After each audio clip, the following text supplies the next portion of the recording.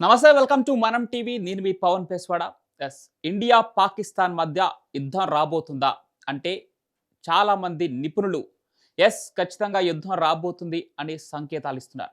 అయితే యుద్ధం వస్తుందా రాదా అనేది పక్కన పెడితే ఇప్పటికే ఇండియా తన చర్యలను మొదలుపెట్టేసింది. రక్షణ శాఖ మంత్రి రాజ్నాథ్ సింగ్ ఆధ్వర్యంలో ఇండియా స్టెప్ ప్రతిచర్య ఏ విధంగా ఉండబోతుందో ప్రపంచమే ఆశ్చర్యపోయే విధంగా భారత్ ప్రతిచర్య ఉండబోతుందంటూ పాకిస్తాన్‌కు గట్టి హెచ్చరిక అయితే జారీ చేయడం జరిగింది. ఈ నేపథ్యంలో అసలు ఇండియాకి, పాకిస్తాన్ మధ్య కొన్ని కీలక ఒప్పందాలు జరగడం జరిగింది. గతంలో 1960లో సింధు ఒప్పందం, 1971లో సిమ్లా ఒప్పందం. అదే విధంగా ఈ 2 ఒప్పందాలతో పాటు పాకిస్తాన్‌కు సపోర్ట్ చేసినటువంటి చైనా వైఖరి గురించి మనం మాట్లాడుకోవాలి. దాని తర్వాత యుద్ధం వస్తే ఎవరిది పై చేయి? ఖచ్చితంగా ఇండియాదే పై చేయి. బట్ ఇండియాకి అంటే పాకిస్తాన్ సైన్యానికి మూడింతలు అధికంగా ఉంది ఇండియా బలం. ఈ నేపథ్యంలో వారొస్తే ఏం జరుగుతుందో కూడా మనం ఒకసారి ఈరోజు చర్చించే ప్రయత్నం చేద్దాం. ముఖ్యంగా ఒక 4 పాయింట్లు మనం కీలకంగా చర్చించాల్సిన అవసరం ఉంది. ఫస్ట్ పాయింట్ వచ్చేసి 1960 ఇప్పటికే సింధు నదీ జలాల ఒప్పందాన్ని అయితే రద్దు చేయడం జరిగింది. ఈ సింధు ఒప్పందం గురించి మనం డిస్కస్ చేద్దాం ఈరోజు. ఇంకోటి 1971లో సిమ్లా ఒప్పందం.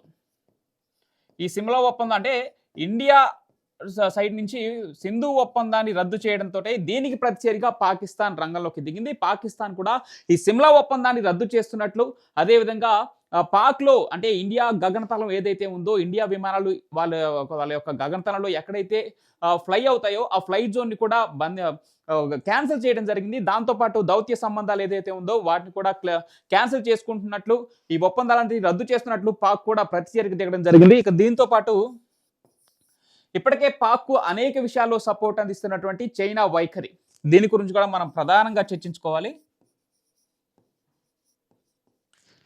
4వది వచ్చేసి యుద్ధం.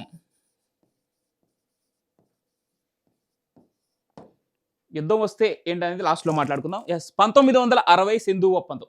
ఇది నిన్నటి నుంచి మనం సోషల్ మీడియాలో చూస్తూనే ఉన్నాం. ఇండియా సింధు జలాల ఒప్పందాన్ని క్యాన్సిల్ చేసుకుందని. అయితే సింధు జలాల ఒప్పందంతో క్యాన్సిల్ చేసుకుంటే నష్టం ఎవరికి అంటే అధికంగా నష్టం పాకిస్తాన్‌కే.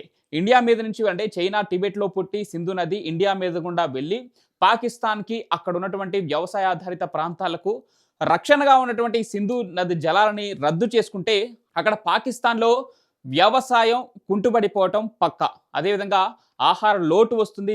దీని ద్వారా ఆర్థిక సంక్షోభం దిశగా పాకిస్తాన్ అడుగులు వేసే అవకాశం ఉంటుంది. ఈ నేపథ్యంలోనే ఏదైతే ఆర్థికంగా లాభం చేకూరుతుందో వాళ్ళకి వ్యవసాయం ప్రధాన ఆధారం కాబట్టి దాని మీదనే దెబ్బ కొట్టే ప్రయత్నం చేసింది ఇండియా మొదటి స్టెప్‌గా.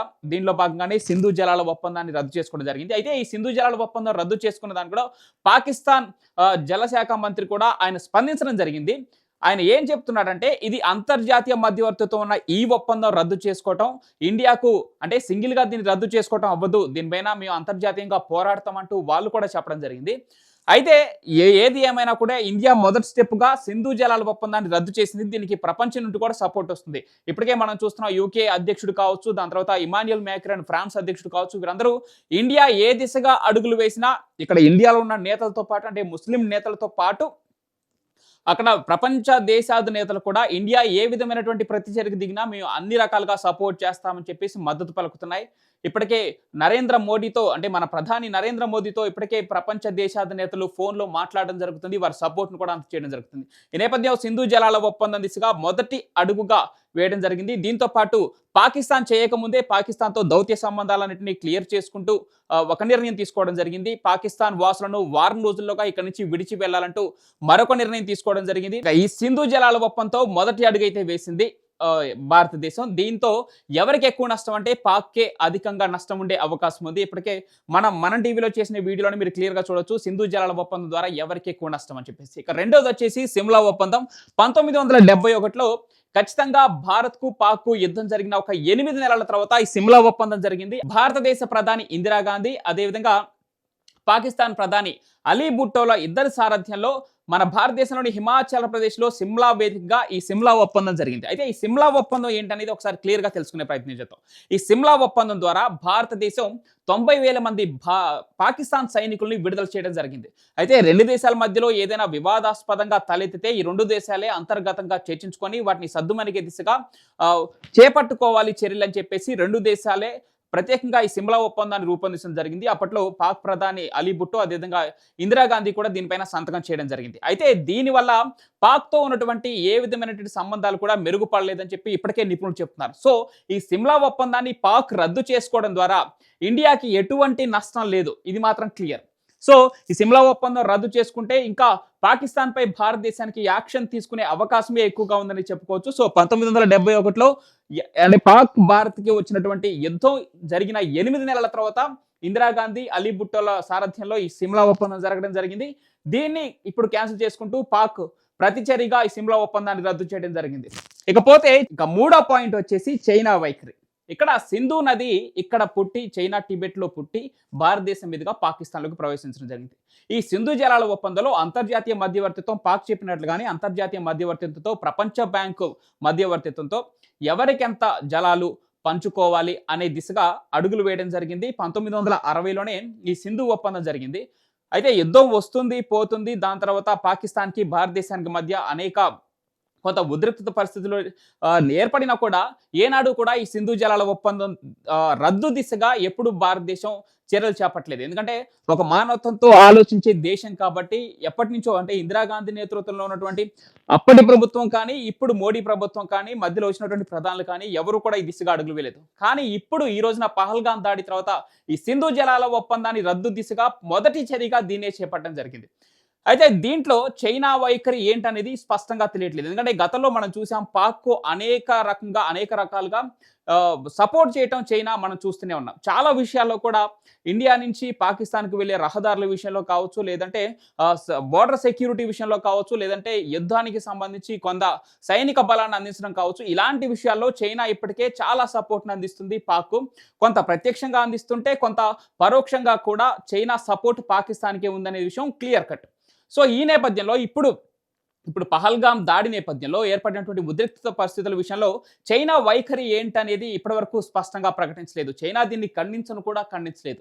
ఈ నేపథ్యంలో అంటే చైనా వైఖరి ఏ విధంగా ఉంటుందో మనం చూస్తూనే ఉన్నాం. అందితే జుట్టు లేదంటే కాళ్ళు. ఎందుకు ఈ మాట అంటున్నా అంటే అమెరికా వేసినటువంటి సుంకాల విషయంలో చైనా కొంత తలొగ్గి ఆసియా దేశాలన్నీ కలిసి ప్రయాణించాలని చెప్పేసి ప్రకటించడం జరిగింది. అంటే అంతకుముందు మాత్రం అమెరికాపై కూడా అంటే భారత్‌కు సపోర్ట్ ఇస్తున్నటువంటి అమెరికా పైన నిప్పులు చెరిగిన చైనా ఇప్పుడు మాత్రం దిగొచ్చింది. అంటే అందితే జుట్టు లేదంటే కాళ్ళు అనే వైఖరి మాత్రమే ప్రదర్శిస్తుంది చైనా. ఈ నేపథ్యంలో ఇప్పుడు ఇండియాకి, పాకిస్తాన్‌కి మధ్య జరిగినటువంటి ఈ ఉద్రిక్తత పరిస్థితుల నేపథ్యంలో చైనా ఎవరికి సపోర్ట్ ఇస్తుంది? ఉగ్రవాదులను ఏరివేత దిశగా భారత్ అడుగులు వేస్తుంటే మరి చైనా సపోర్ట్ అందిస్తుందా? ఎందుకంటే ఇప్పటికే ప్రపంచ దేశాలు భారత్‌కు సపోర్ట్ ఇస్తున్న నేపథ్యంలో చైనా సపోర్ట్ ఎవరికి ఉంటుంది అనేది మాత్రం ఇంతవరకు డైరెక్ట్‌గా ప్రకటించలేదు. చూడాలి. ఎందుకంటే పాకిస్తాన్‌కు గతం నుంచి సపోర్ట్ అందిస్తున్నటువంటి చైనా ప్రత్యక్షంగా భారత్‌కు సపోర్ట్ ప్రకటిస్తే మళ్ళీ పాకిస్తాన్ కూడా చైనాకు వ్యతిరేకమవుతుందంటే ఒకవేళ పాకిస్తాన్ చైనాకు వ్యతిరేకమైనా చైనాకు ఒరిగేదేం లేదు. కోల్పోయేది కూడా ఏముండదు. బట్ భారత్ మీద ఎప్పటినుంచో అక్కసు వెళ్ళగక్కుతున్నటువంటి చైనా భారత్‌కు ఎంతవరకు సపోర్ట్ ఇస్తుందనేది మాత్రం చూడాలి. ఇకొచ్చేసి నాలుగో పాయింట్ యుద్ధం. ఇందాక మనం అనుకున్నట్లుగా యుద్ధం తప్పనిసరి అని చెప్పేసి అనేక మంది నిపుణులు చెప్తున్నారు. అయితే యుద్ధం రావడం అనేది అంత చిన్న విషయం కాదు. ఎందుకంటే శాంతి దిశగా ఇప్పుడే ప్రపంచం మొత్తం శాంతి దిశగా అడుగులు వేస్తుంటే యుద్ధాన్ని ప్రోత్సహించరు. మనం చూస్తున్నాం ఇప్పటికే ప్రపంచంలో అనేక దేశాల మధ్య యుద్ధాలు జరుగుతున్న నేపథ్యంలో ప్రధాని మోడీ వారికి శాంతి చర్చల దిశగా అడుగులు వేయాలంటూ మా సపోర్ట్‌ని అందిస్తామంటూ యుద్ధం సద్దుమణిగే దిశగా అడుగులు వేయనంటూ ప్రధాని మోడీ చెప్పడం జరుగుతుంది. ఈ నేపథ్యంలో మరి భారతదేశమే యుద్ధానికి సై అంటుందా అంటే ఇంకా అది పరిస్థితులు దిగజారితే చెప్పలేం. కానీ ఇప్పుడు వరకైతే యుద్ధం వచ్చే ఛాన్సెస్ అయితే లేవు. సో, ఈ నేపథ్యంలో ఒకవేళ యుద్ధం అనేది వస్తే ఎవరి బలం ఎంత, ఎవరికి నష్టం అనేది ప్రపంచానికి ఆల్రెడీ తెలుసు. కానీ ఒక్కసారి క్యాలిక్యులేటెడ్‌గా చూసే ప్రయత్నం చేద్దాం. పాక్ సైన్యంతో పోలిస్తే ఇండియా సైన్యం అంటే పాక్ సైన్యానికి మూడింతలు ఎక్కువ భారత సైన్యం. ఇప్పుడు ప్రపంచంలో సైనిక బలంలో భారతదేశం 4వ స్థానంలో ఉంది.